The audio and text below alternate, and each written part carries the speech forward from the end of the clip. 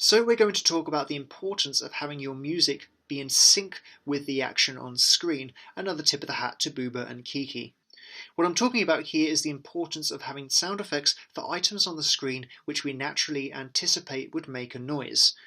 Very, very important. Sound effects actually give you the power to alter the subjective experience of your video, and while that sounds a bit overdramatic, let me explain. The more intense your sound effects